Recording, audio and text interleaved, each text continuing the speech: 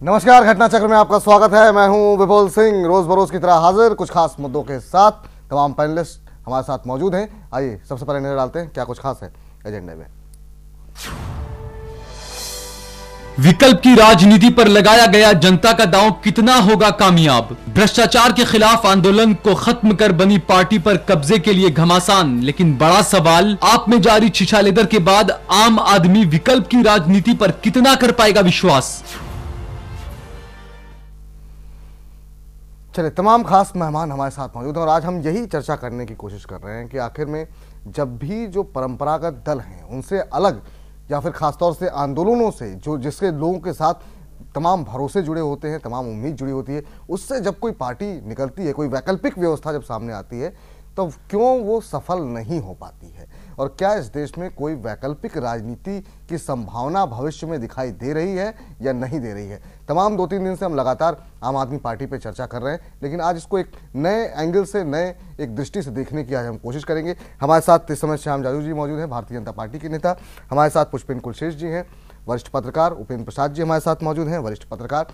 सबसे पहले उपेंद्र जी, आपसे शुरुआत करना चाहेंगे। जब जब इस तरह के आंदोलन शुरू होते हैं, चाहे वो जेपी के आंदोलन की बात हो, चाहे इस आंदोलन की बात हो, जो एक वैकल्पिक व्यवस्था या वैकल्पिक व्यवस्था देने की बात कही जाती है वो अब तक सफल हो नहीं पाई है। वजह क्या मानते हैं और क्या वैकल्पिक राजनीति इस देश में संभव है या नहीं? अब देखिए, वैकल्पिक राजनीति का क्या अर्थ है यही बहुत स्पष्ट नहीं है। वैकल्पिक राजनीति के लिए जो आंदोलन हुए हैं, और बहुत सारे आंदोलन हैं, यही 74 का आंदोलन नहीं है या अभी का आंदोलन नहीं है, कम्युनिस्ट आंदोलन है, अभी एक वैकल्पिक राजनीति का आंदोलन परंपरागत, और उसकी सरकार रही बहुत सालों तक पश्चिम बंगाल में, लेकिन वो कुछ नहीं बदलाव कर सके, उसी ढांचे में काम करते रहे।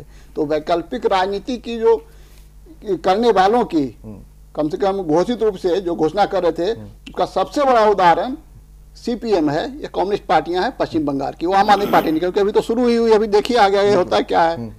और बाकी जो आंदोलन से पार्टी निकलती है, तो आंदोलन में खास करके भ्रष्टाचार विरोधी आंदोलन में कोई एक वैचारिक आंदोलन से था नहीं, इसमें अलग अलग विचारधाराओं के लोग रहते हैं। तो ये जो आंदोलन था भ्रष्टाचार के खिलाफ, इसमें सभी विचारधाराओं के लोग थे। भारतीय जनता पार्टी भले इसमें शामिल नहीं थी, लेकिन उसका समर्थन प्राप्त था उसे, उसके लोग उसमें शामिल हो रहे थे।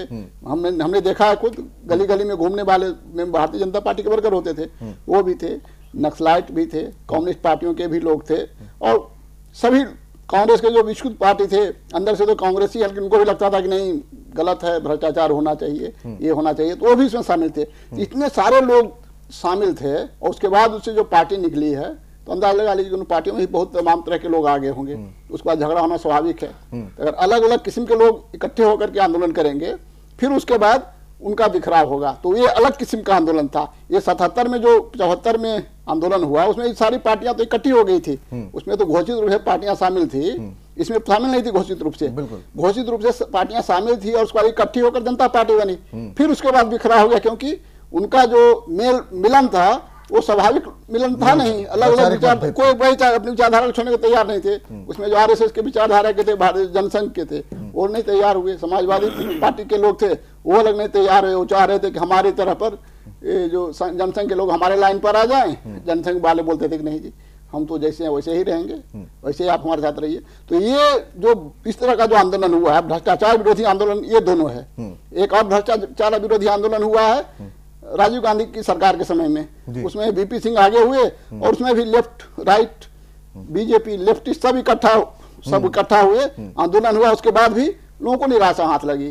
तो ये दोनों में निराशा हाथ लगी। लेकिन जब आप डीएम के तमिल आंदोलन जो है पेरियार ने किया, हालांकि पेरियार खुद राजनीति में कभी शामिल नहीं हुए, उन्होंने जस्टिस पार्टी बनाई थी, आंदोलन चला, उसके बाद डीएमके बना, फिर एआईडीएमके बना। तो डीएमके और एआईडीएमके को तो विफल नहीं कर सकते हैं, दोनों पार्टियां लंबे समय तक चल रही है, और आंदोलन का जो उद्देश्य था लगभग वहां हासिल भी कर लिया गया उन लोगों ने।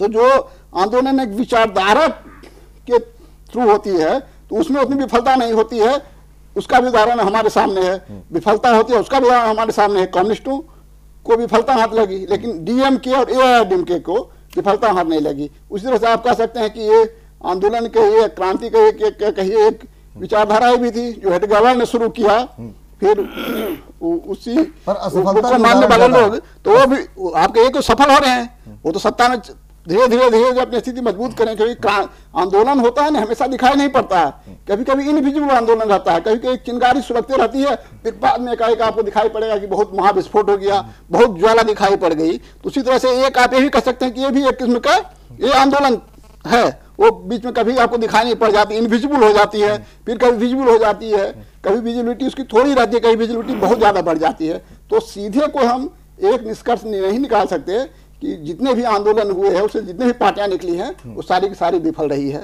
ये मैं कम से कम एक चीज आपसे जानना चाहेंगे, अभी जो स्थितियां देखने को मिल रही है, अभी जो यंग जनरेशन है जिसने बड़े उत्साह के साथ शायद अपनी, जो लोग 18, 20, 25 साल के हैं उन्होंने शायद अपनी जीवन में इस तरह का आंदोलन देखा नहीं था, उनके अंदर जो उत्साह था, आपको लगता है अगले 10, 15, 20 साल तक फिर वो इस तरह के किसी आंदोलन में पार्टिसिपेट कर पाएंगे या उस पर भरोसा कर पाएंगे?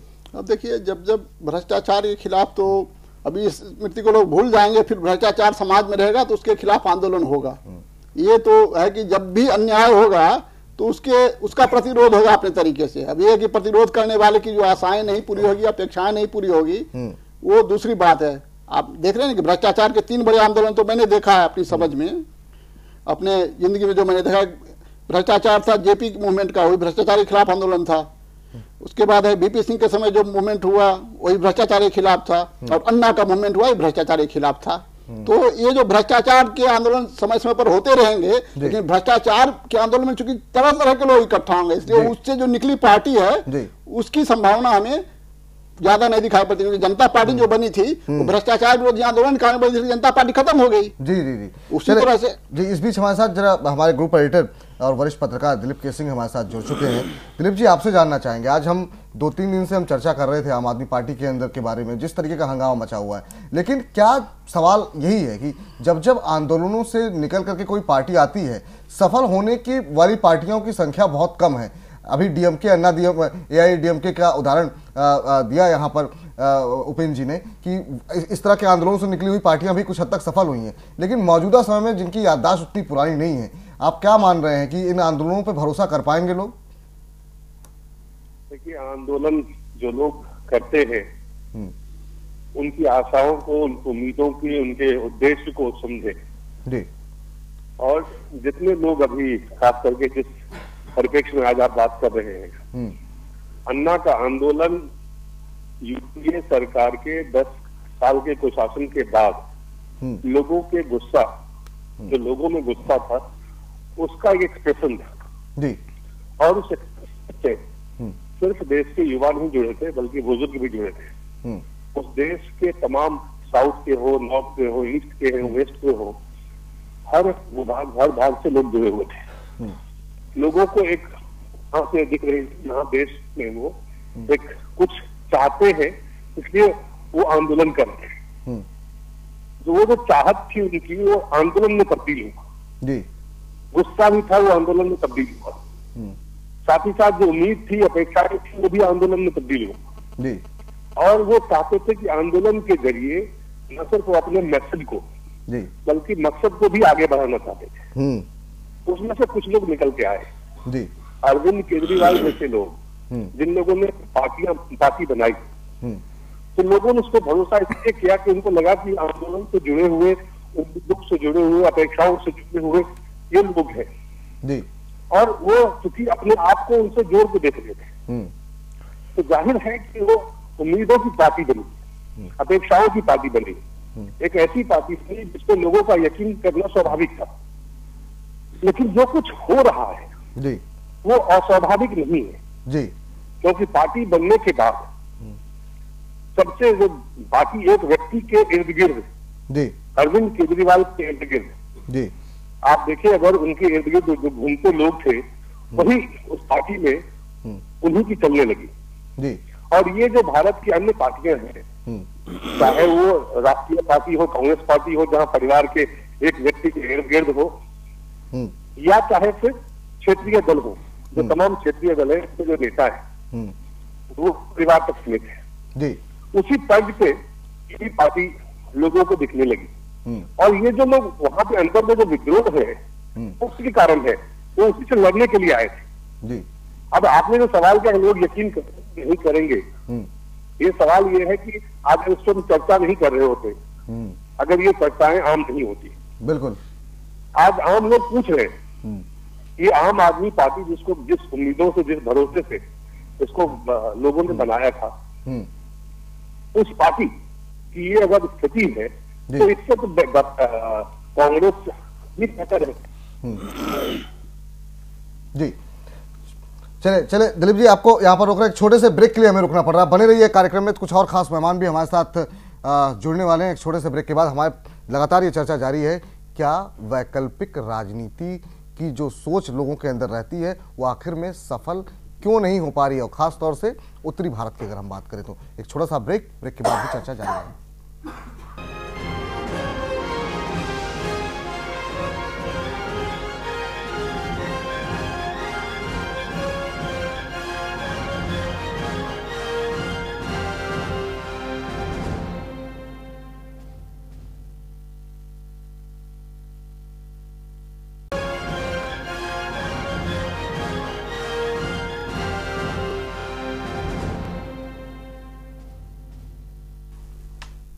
घटना चक्र में ब्रेक के बाद आपका स्वागत है, और हम बात कर रहे हैं जिस तरीके से आम आदमी पार्टी में कलह मची हुई है। सवाल सबसे बड़ा यही कि क्या वैकल्पिक राजनीति की जो बात करने वाले दल हैं, क्या उनके अंदर वो जज्बा नहीं है या उतनी गंभीरता नहीं है कि वो उस तरह की राजनीति दे सके जिसके दावे, जिसके वादे वो करती आई हैं। तमाम खास मेहमान हमारे साथ जुड़े हुए हैं और कुछ और खास मेहमान जुड़ चुके हैं। श्याम जाजू जी हमारे साथ लगातार बने हुए हैं, भारतीय जनता पार्टी के नेता। हमारे साथ पुष्पेंद्र कुलश्रेष्ठ जी हैं, वरिष्ठ पत्रकार। उपेंद्र प्रसाद जी हमारे साथ लगातार बने हुए हैं, वरिष्ठ पत्रकार। दो खास मेहमान और जुड़ चुके हैं, रामाधार शर्मा जी हमारे साथ अब जुड़ चुके हैं, कांग्रेस पार्टी के नेता, और साथ ही साथ हमारे साथ यामिन चौधरी साहब अब जुड़ चुके हैं, नेता आम आदमी पार्टी के। और हमारे ग्रुप एडिटर दिलीप के सिंह, वरिष्ठ पत्रकार, लगातार हमारे साथ फोन लाइन पे मौजूद रहेंगे। पुष्पेंद्र जी, आपके पास आएंगे और आपसे जानना चाहेंगे, क्या वजह मानते हैं कि भरोसे पर टिक नहीं पाती? एक तो बहुत महत्वपूर्ण मुद्दा उठाया उपेंद्र जी ने, चूंकि वैचारिक रूप से लोग इतने, विचारधारा एक नहीं होती है, कई विचारधाराओं के लोग आ जाते हैं और उनको लंबे समय तक एक साथ रोक पाना ये मुश्किल होता है। क्या ये वजह मान रहे हैं आप, या और भी कई वजह हैं? मुझसे सवाल है पुष्पेंद्र जी। नहीं, देखिए, दो चीजों को आप शायद देखें कि हम ये मान के चलें कि अगर हम ये बहुत सीधे तौर पे मान लें कि आंदोलनों से जितनी पार्टियां निकली हैं वो सब असफल भी रही हैं और सफल भी रही हैं। और आज भी आप ये देखें कि मायावती जिस का प्रोडक्ट है वो DS4, आपको पता होगा उस जमाने काशीराम का एक बड़ा आंदोलन था, उस राजनीति से निकली है। तो अगर हम ये मान के चलें कि उनकी राजनीति फेल है तो राजनीति तो सफल है उनकी, लेकिन वो जो जिस पर्पस से DS4 बना था, जिस पर्पस से BSP चली थी, जो आइडियोलॉजी थी, वो कहां खो गई ये मुझे नहीं पता। अब अगर हम भारतीय जनता पार्टी की बात ही आज आप कर लें थोड़ी देर के लिए, तो राष्ट्रीय स्वयंसेवक संघ के तहत जिस राष्ट्रीयता की बात करके जनसंघ बनी, फिर जनसंघ खत्म हुई, फिर बीजेपी बनी, फिर बीजेपी का अगर हम 30-35 साल का वो देखें, तमाम उनका कारकर्दगी देखें, तो मैं समझता हूं कि इस बार के टर्म को छोड़ के वो सत्ता में प्रत्यक्ष रूप से 98 में रही और उसके पहले जब जनता पार्टी बनी तब रही। लेकिन अगर आप थोड़ी देर के लिए माने कि ये पूरा एक मूवमेंट था और एक खास मकसद के लिए बनी थी और बड़े हिज्जे उसके साफ थे, जेर जबर क्लियर था कि इसमें नहीं होगा, लेकिन सत्ता के चलते चलते चलते चलते आज हम देख रहे हैं कि जम्मू कश्मीर में सरकार जो है दो विपरीत धाराओं में बनी हुई है। हम बहुत से जो मुद्दे जो भारतीय जनता पार्टी के लिए प्रिय हुआ करते थे, जनसंघ के लिए प्रिय हुआ करते थे, संघ के लिए प्रिय हुआ, वो सब में बदलाव आया है। तो हम ये मान के चलते हैं कि कांग्रेस पार्टी, अगर हम ये कहें तो इस पूरे हमारे भारत के अंदर एक बड़े आंदोलन से निकल के आई, और फिर कांग्रेस के भी कई टुकड़े हो, कांग्रेस अर्स बनी, तिवारी बनी, और फिर इंदिरा कांग्रेस बनी, लेकिन आज कांग्रेस जो है उस मूवमेंट की पार्टी नजर नहीं आती है हमको, और अपनी विचारधारा से लोगों का कहना है कि बिल्कुल हट गई है। लेकिन जो सवाल आपका जिसके मूठ में आपने आप पार्टी कहा है, उसमें मुझे एक छोटी सी बात ये लगती है कि देखिए, आंदोलन किसने किया था?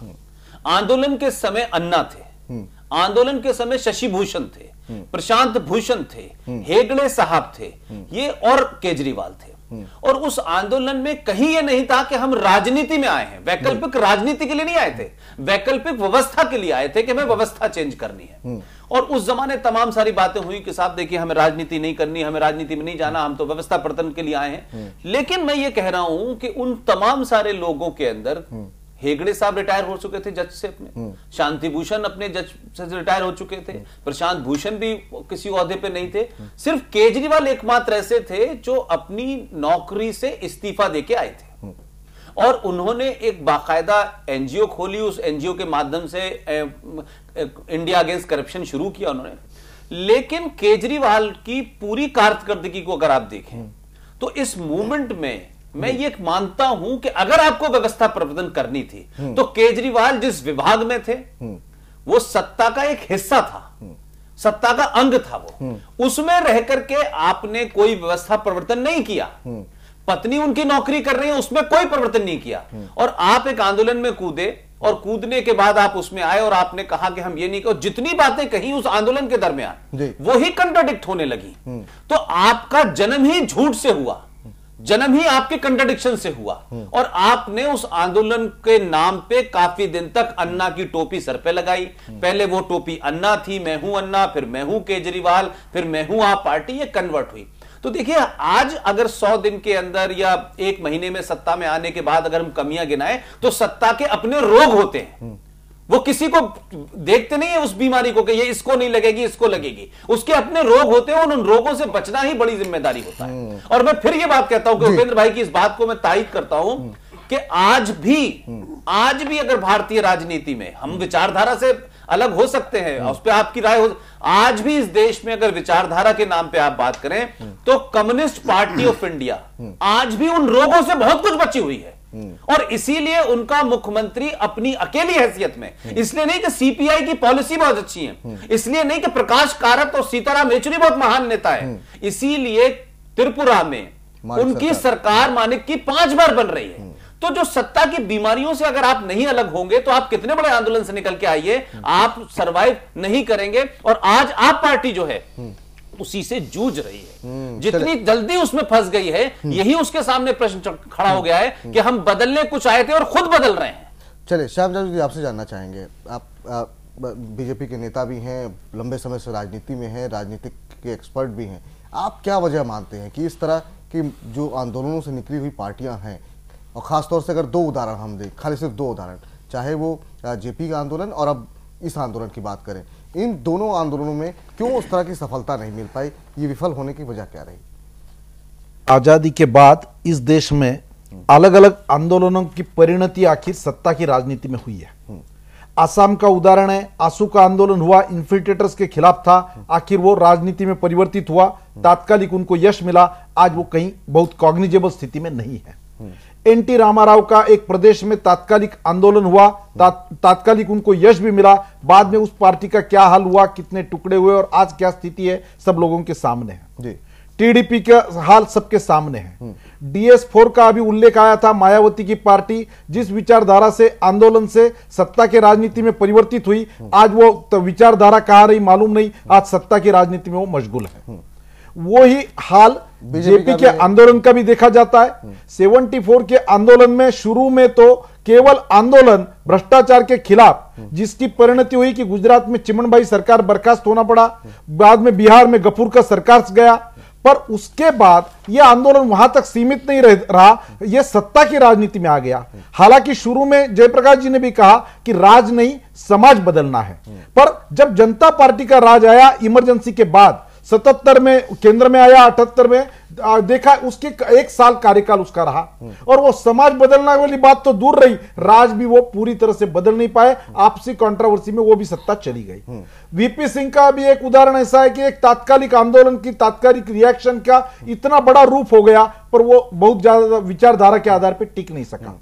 इस देश में विचारधारा के आधार पे तपस्या अपनी करके अगर राष्ट्रीय स्तर पे कोई 2 पार्टियां होगी तो आज कांग्रेस और भारतीय जनता पार्टी इनका उदाहरण दे सकते हैं। विचारों पे तो आपने भी समझौता किया, कई तरीके की विचारधाराएं आपने भी। सवाल आंदोलन जिस काम के लिए होता है, अन्ना का आंदोलन जिसकी अभी चर्चा हो रही है कि आंदोलन हुआ जिस विषय को लेकर, आंदोलन हुआ लोकपाल को लेकर, आंदोलन हुआ ब्लैक मनी को लेकर, आंदोलन हुआ करप्शन को लेकर, और वो सब इशू खत्म करके लोगों की रिएक्शनरी जो मूवमेंट थी वो आंदोलन को अपने पार्टी के सत्ता के राजनीति में परिवर्तित करने में केजरीवाल सक्सेस रहे। हालांकि अन्ना का इसको विरोध था, काफी उनके सीनियर सहयोगी छोड़ के चले गए, और आज भी केजरीवाल की क्या स्थिति है, जिस आंदोलन को या जिस पार्टी को कोई विचारधारा नहीं होती, एक तात्कालिक आंदोलन के आधार पर जो पार्टी सत्ता पाती है, उनको कोई तपस्या नहीं करनी पड़ी, जिनके पास कोई संगठन नहीं है, जिनके पास कोई कार्य पद्धति नहीं है, ये पार्टी रिएक्शनरी जो आती है वो रिएक्शनरी खत्म हो जाती है। तो मुझे ऐसा लगता है कि यह आंदोलनों का महत्व आंदोलन तक सीमित है, पर उसको जिन जिन लोगों ने अपने सत्ता में परिवर्तित करने का प्रयत्न किया वो सब आज तक अयशस्वी हुए और आने वाले दिनों में भी अयशस्वी होंगे। चलिए, दिलीप जी हमारे साथ दोबारा जुड़ चुके हैं।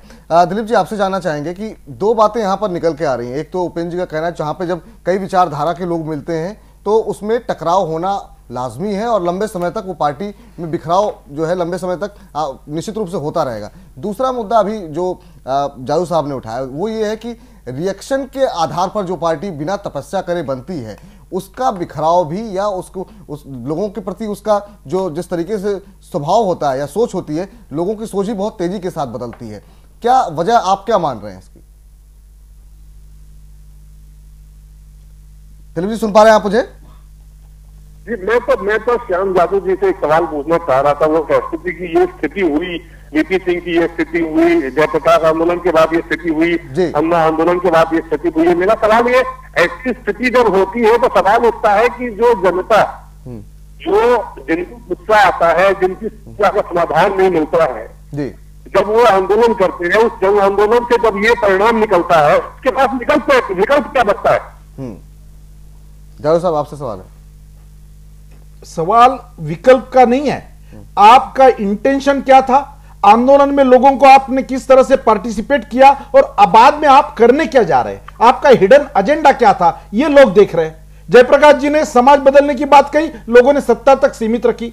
अन्ना जी ने समाज बदलना, समाज परिवर्तन, सत्ता से कुछ नहीं होगा ये बात कही। केजरीवाल ने उसका सब बेनिफिट लेकर, टेम्पररी उसका बेनिफिट लेकर आज वो सवार हो गए और सत्ता की कुर्सी पे बैठ गए। तो ये जो बात है ये जनता से अपराध है, जनता से उन्होंने किया हुआ जो गद्दारी है उसकी स्वाभाविक तुरंत यही तो सवाल है कि ऐसी जब जनता के साथ गद्दारी लोग करते हैं तो जनता के पास क्या विकल्प रह जाता है?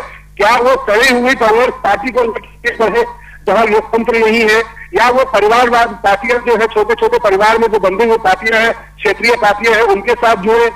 आखिर जाए तो वैकल्पिक राजनीति अगर यही है, जब वो विकल्प पैदा करता है वहां उसको लेकर जनता करे तो करे क्या? यामीन साहब से इसका जवाब ले लेते हैं। आम आदमी पार्टी के नेता भी हैं, आप चाहें तो उनसे भी कुछ और पूछ सकते हैं। यामीन साहब जवाब देना चाहेंगे इस बात का? जी, मैं जरूर जवाब देना चाहूंगा। जी देखिए, अगर भारतीय राजनीति के इतिहास पर हम गौर करें तो हर पार्टी के पीछे कोई ना कोई आंदोलन रहा है, हर पार्टी के पीछे कोई ना कोई यामीन साहब जी, यामीन साहब ये तो बताइए कि आपने जो गद्दारी की है, धोखा किया है, उसका विकल्प लोगों के पास क्या है? दिलीप साहब, एक आध गद्दारी का नाम तो बताइए। गद्दारी कहने से काफी नहीं होता है, आप उसका कैटेगोरिकली मेरी बात सुन लीजिए, मेरी पूरी बात सुन लीजिए। एक आदमी के दामन में समेट के रख दिया, मेरी पूरी बात को एक आदमी को जो स्टिंग ऑपरेशन जो आपके आ रहे हैं, जिस तरह के कॉन्ट्रोडिक्शन है वहां पे, इसको क्या कहते हैं? उसको क्या आप उसको वफादारी कहेंगे? क्या आप वफादारी कर रहे हैं? आप मेरी बात सुन लीजिए पहले। जो जो वायदे करके आम आदमी पार्टी चुनाव में आई है, चुनाव जीता है जिन वायदों को लेकर के, उनमें से किस वायदे के ऊपर आम आदमी पार्टी ने यू टर्न लिया है? आप एक उदाहरण के तौर पर बताइए प्लीज। शायद दिलीप आपसे ये नहीं पूछ रहे कि आपने वादे क्या किए, वो तो सरकार का, मैंने कहा ना सत्ता की। दिलीप शायद ये कहना चाहते हैं कि आम आदमी पार्टी जिस ट्रांसपेरेंसी की बात कर रही थी, जिस सामूहिक फैसले की बात कर रही थी, पूरे समाज को वोट डाल के बाद, आज रिकॉर्डिंग करके फैसले लेने की बात कर रही थी। एक गुट अलग है, एक एंटी ग्रुप है, सवाल वहां पे खड़ा हो रहा है। ये जो आपने वादे किए वो सरकारी वादे हैं, वो आप करेंगे, पूरा अच्छी बात है, नहीं करेंगे वो अलग बात है, लेकिन सवाल ये कि आपकी पार्टी की जो कारकर्दगी आजकल चल रही है कि अलग अलग खेमों में बट रही है, एक महीने में कोई चिट्ठी दिखा रहा है, कोई स्टिंग ऑपरेशन दिखा रहा है, कोई आरोप लगा रहा है, ये जो चीजें जो आपके अंदर है, इसके लिए ना बीजेपी ना कांग्रेस कोई जिम्मेदार नहीं। इस पे सवाल है कि ये जो लोग देखेंगे तो लोगों में हताशा होगी। यामीन भाई सवाल ये पुष्पेंद्र जी, अगर आप हकीकत सुनना चाहते हैं तो सीधा सीधा मुझे कहने में कोई एतराज नहीं है, ना ही मुझे कोई इसमें शंका है कि ये अपॉर्चुनिज्म है।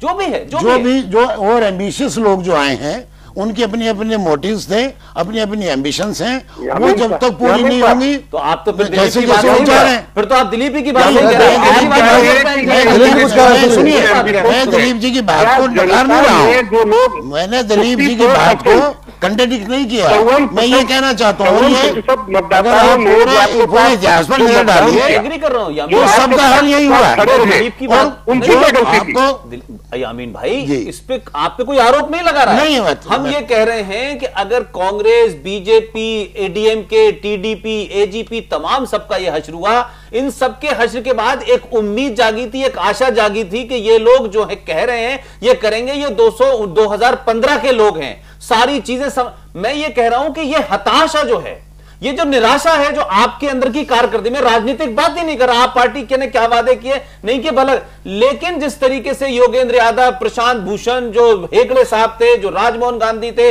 जो मेधा पाटेकर थी, दमनिया थी, कैप्टन गोपीनाथ, ये तमाम सारे लोग आपसे अलग हुए, इसमें बीजेपी कांग्रेस का हाथ नहीं। इससे जो हताशा है, इससे क्या लोग लगेंगे कि क्या हम किसी पे यकीन करें, क्या सभी लोग वैसी होंगे? कांग्रेस 100 साल में ऐसी हुई, बीजेपी 50 साल में ऐसी हुई, आप तो 65 दिन में ऐसे हो गए। सवाल इसका है, इसके लिए जनता से क्या कहेंगे भाई आप? छोटा सवाल मैं भी याद कर रहा हूं। दूसरा ये इन्होंने बात कही कि जो लोग ऐसा कर रहे हैं वो अपॉर्चुनिस्ट। आपने तो सवाल ये है कि केजरीवाल को छोड़ करके जो तमाम दिग्गज नेता है, क्या सारे नेता आपके यहाँ अपॉर्चुनिस्ट हैं? प्रशांत भूषण जिन्होंने आपकी पार्टी बनाई, योगेंद्र यादव अपॉर्चुनिस्ट और एम्बिशंस भी कहा जाता है। तो फिर तो केजरीवाल भी तो एम्बिशन है ना भाई, उन्होंने अपने एम्बिशन के लिए पूरी पार्टी को काम पे लगा दिया। एक व्यक्ति एक पद का बात आपकी पार्टी ने शुरू की थी और आप उसी पे, आपकी पार्टी का जो सर्वे सर्वा है, संयोजक है, वो उस बात को मानने एक व्यक्ति एक पद का तो हमारे यहाँ कोई कानून में ऐसा हमारी पार्टी के संविधान में क्या बात कर रहे हैं, क्या बात कर रहे हैं? संविधान में ये क्लॉज है ही नहीं, आपने कहा कि इस तरह का कोई रेस्ट्रिक्शन ही नहीं है। आपने कई बार इस बात का जिक्र किया, एक व्यक्ति एक पद का, इसके ऊपर तो कोई फायदा नहीं है। लेकिन जहां तक देखिए अन्ना मूवमेंट है, अन्ना मूवमेंट में दो किस्म के लोग थे। एक वो जो आज जो मौजूदा मसाइल है, जो भी प्रॉब्लम्स है समाज के अंदर, उसको नॉन पॉलिटिकल मूवमेंट चलाकर उसको हल करना चाहते हैं। एक ग्रुप वो था जो कहता है कि नहीं, इस गंदगी को साफ करने के लिए गंदगी में उतरना पड़ेगा, हमें सियासत में आना पड़ेगा। ये बाद में हुआ था, शुरू में सारे लोग जन आंदोलन के पक्ष में थे। उसके लिए लोग इसमें आए, तो जन आंदोलन के लिए देखिए मास मोबिलाइजेशन तो जन आंदोलन से ही होता है, वो हुआ, उसमें कोई शक नहीं है। उसके बाद अपने अपने तरीके से उसको सॉल्व करना चाहा। जो लोग पॉलिटिक्स में विश्वास रखते थे वो आम आदमी पार्टी बना लिया उन्होंने, जो नहीं रखते थे वो अलग हो गए। अन्ना जी है, सब कुछ ठीक है, आज भी उसी मोमेंट पर है, लेकिन वो नॉन पॉलिटिकल रहकर उसको हल करना चाहते हैं, वो अपने काम में लगे हुए हैं। चलिए जरा दिलीप जी हमारे साथ लगातार बने हुए, चल लगता है संपर्क हमारा टूट गया। चलिए रामाधार जी आपसे जानना चाहेंगे। देखिए, राजनीतिक दल, किसी भी राजनीतिक दल के इतिहास को आप देखेंगे तो उसका जन्म आंदोलन से ही होता आया है आज तक। चाहे कांग्रेस हो, द्रमुक हो, अन्ना दुरई जी आंदोलन चलाए तमिलनाडु में, उससे द्रमुक आया, फिर उससे अन्ना द्रमुक अलग हुआ, और वहां पर तमिलनाडु में वो इस तरह का फोर्स बन गया कि द्रमुक या अन्ना द्रमुक, बीच में दूसरी राष्ट्रीय पार्टी कांग्रेस किसी के साथ जाती रही, जिसके साथ जाती रही उसके साथ सरकार बनता रहा। 1973 से आंदोलन शुरू हुआ था बिहार में, बाद में 74 में जब पूरे देश के नेता लोग उसमें जमा हुए, जयप्रकाश नारायण जी के, स्वर्गीय लोकनायक जयप्रकाश नारायण के नेतृत्व में, तब उसके बाद सारी राजनीतिक शक्तियां, जितनी देश की कांग्रेस विरोधी शक्तियां थी, कम्युनिस्टों को छोड़कर मोरारजी देसाई, चौधरी चरण सिंह, अटल बिहारी वाजपेयी, लाल कृष्ण आडवाणी, सारे लोग मिलकर जनता पार्टी का गठन किए। जनता पार्टी को आज की भाजपा के लोगों ने सिर्फ इस बिंदु पर दोहरी सदस्यता के मुद्दे पे जनता पार्टी को तोड़ दिया इन लोगों ने। तो क्या होता है कि एक राजनीतिक शक्ति का उदय होने के बाद लोगों की महत्वाकांक्षा इतनी बढ़ जाती है कि लोग चाहते हैं कि सारा कुछ मेरे ही पास सिमटे। अन्ना जी यहाँ पे आंदोलन करने आए जन लोकपाल को लेके। जन लोकपाल का आंदोलन होने के बाद जैसे ही वो परवान चढ़ा, लोगों का इंटरेस्ट उस आंदोलन के पक्ष में जैसे ही गया, वैसे ही मुझे याद है यही इस पे जंतर मंतर पर स्टेज पे वो कुछ प्रमुख व्यक्ति लोग बैठे हुए थे।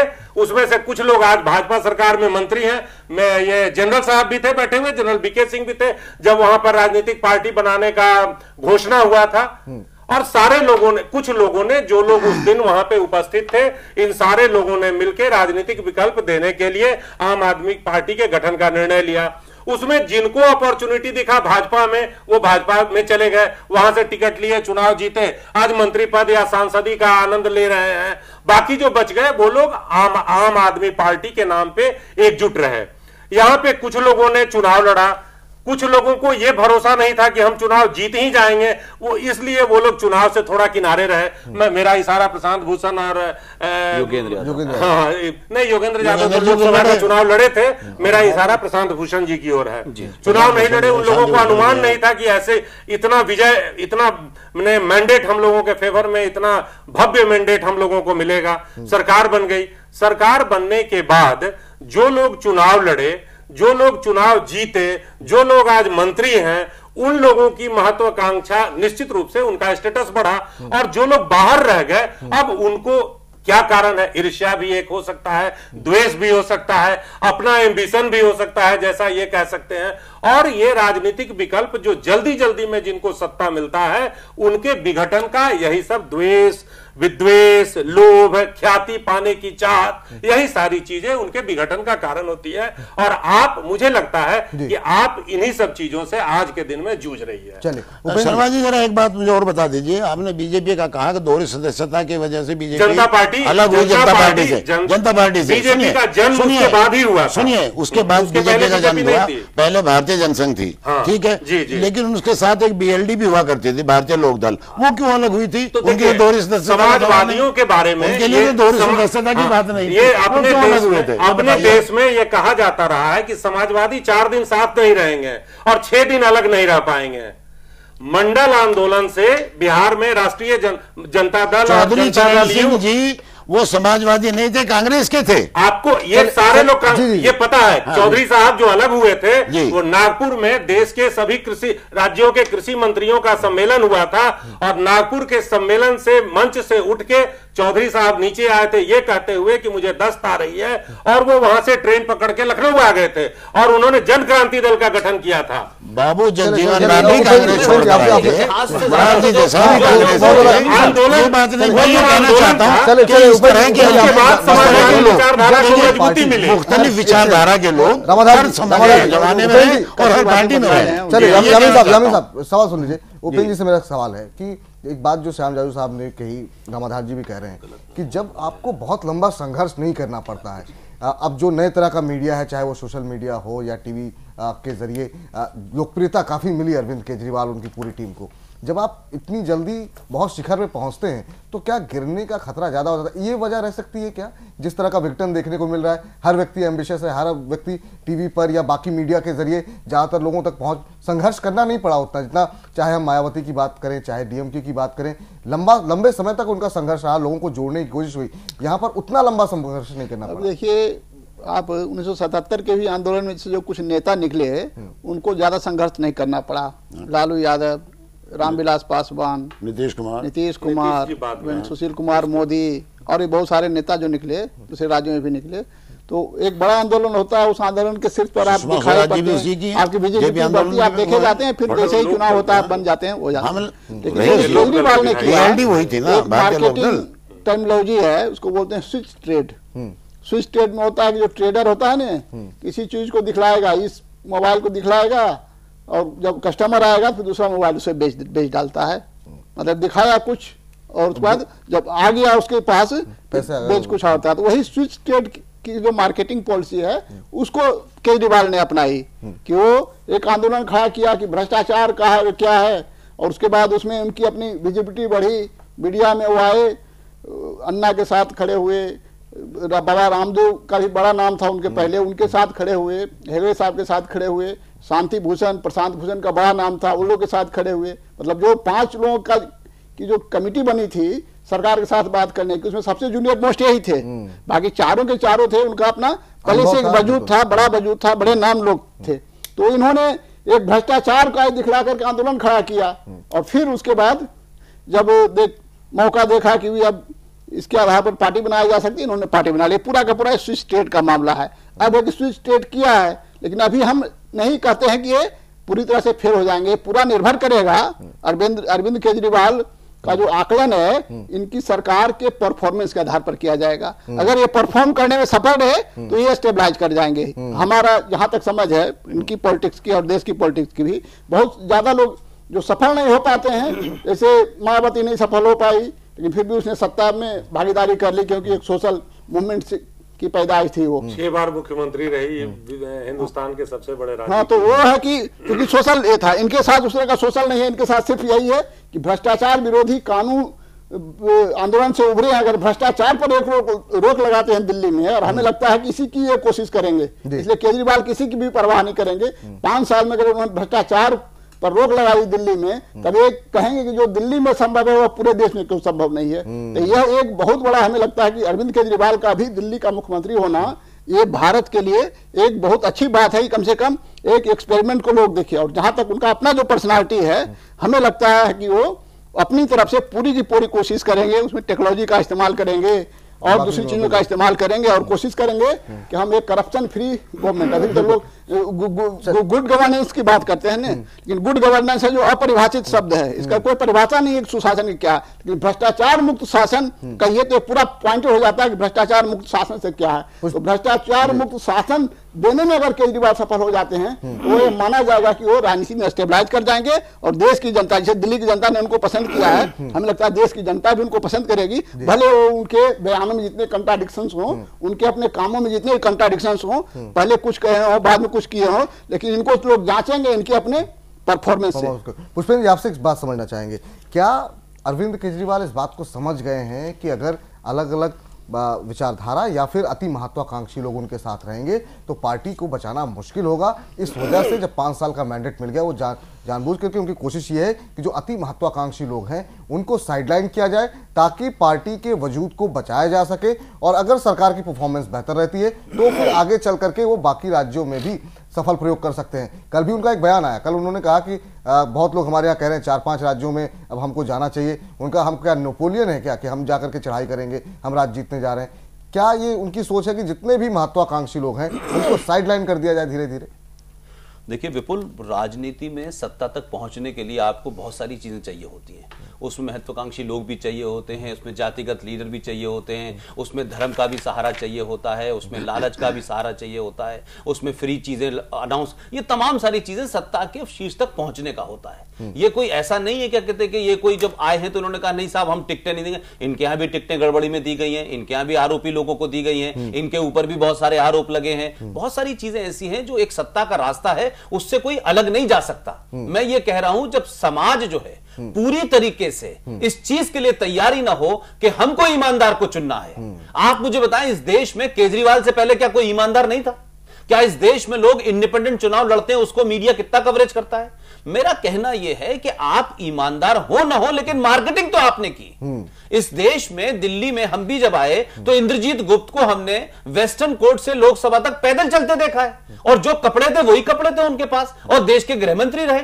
लेकिन उनके बारे में आज की जनता नहीं जानती, मानिक सरकार के बारे में नहीं जानती। लेकिन केजरीवाल दिल्ली में पैदा हुए, एक टेलीविजन जो हमारे यहां का एक नया मीडियम आया है, 200-300 चैनल हैं जिनको 24 घंटे कुछ दिखाना है, उससे निकली हुई ये लोग थे, और टेलीविजन ने बताया कि ये ईमानदार हैं। आज वही टेलीविजन बता रहा है कि ये सांप्रदायिक बात भी कर रहे हैं, ये जातिगत बात भी कर रहे हैं, ये कहीं बनिया कह रहे हैं, कहीं आशुतोष जो जेएनयू के बड़े प्रख्यात पढ़े हुए छात्र थे, बड़े माने हुए पत्रकार थे, उनको लगा कि मेरी जाति के आगे गुप्ता लगेगा तो मैं चांदनी चौक से जीतूंगा।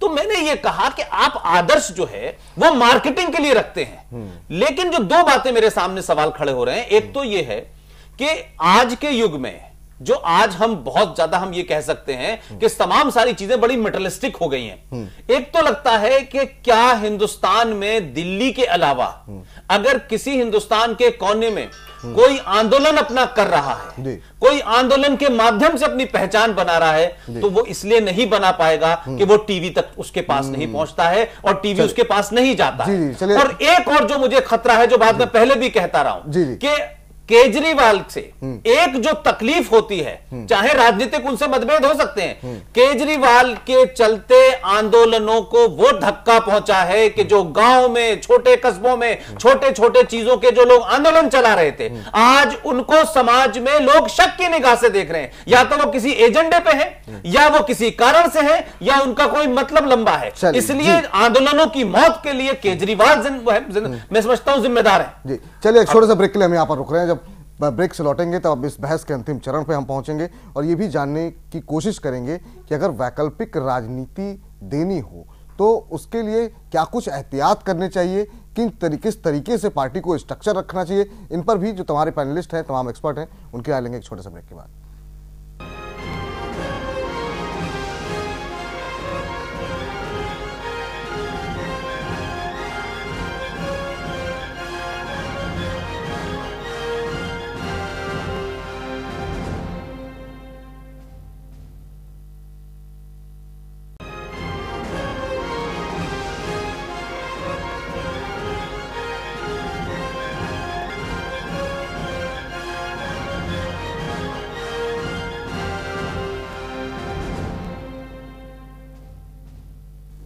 घटना चक्र में ब्रेक के बाद आपका स्वागत है। तमाम पैनलिस्ट हमारे साथ बने हुए और हम चर्चा कर रहे हैं कि जो घमासान आम आदमी पार्टी के अंदर मचा हुआ है, उसके बाद आंदोलनों से निकली हुई पार्टी पर लोग कितना भरोसा कर पाएंगे, या कोई नई तरह की वैकल्पिक राजनीति देने की जब बात होगी तो लोग क्या अब उस पर भरोसा कर पाएंगे। तमाम पैनलिस्ट हमारे साथ मौजूद हैं। हमारे साथ मौजूद हैं श्याम जाजू जी, नेता भारतीय जनता पार्टी के, पुष्पेंद्र कुशेश जी हैं, वरिष्ठ पत्रकार, उपेंद्र जी हमारे साथ मौजूद हैं, वरिष्ठ पत्रकार, रामाधार शर्मा जी हैं, नेता कांग्रेस पार्टी के, यामीन चौधरी साहब हमारे साथ मौजूद हैं, नेता आम आदमी पार्टी के।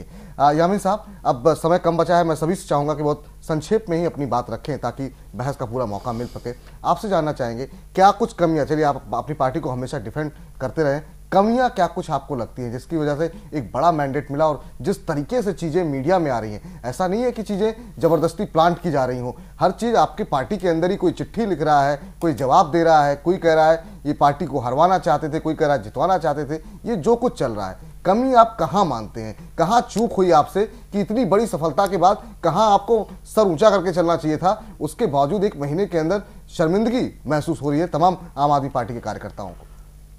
विपुल जी, मैं एक आम आदमी पार्टी के लीडर की हैसियत से नहीं बल्कि एक आम कार्यकर्ता की हैसियत से अगर बात रखूं जी, तो मेरा ये मानना है कि जो जो लोग इस मूवमेंट को या आम आदमी पार्टी को छोड़ करके गए वो इस चुनाव में नहीं थे, चाहे वो अब बड़े लोग रहे हैं, हेगड़े जी हों या वीके सिंह साहब हों, शाजिया इल्मी हो, बिन्नी हो, कोई नहीं, जो भी किरण बेदी जी, वो कोई भी आम आदमी पार्टी का जो इलेक्शन जो ये हुआ इसमें एक भी उनमें से साथ नहीं था। बिल्कुल, बिल्कुल। अब जो ये आंदोलन खड़ा किया ये उन्हीं लोगों ने किया जो पार्टी में आज भी मौजूद हैं और बाकायदा पार्टी के साथ जुड़े हुए और काम कर रहे हैं।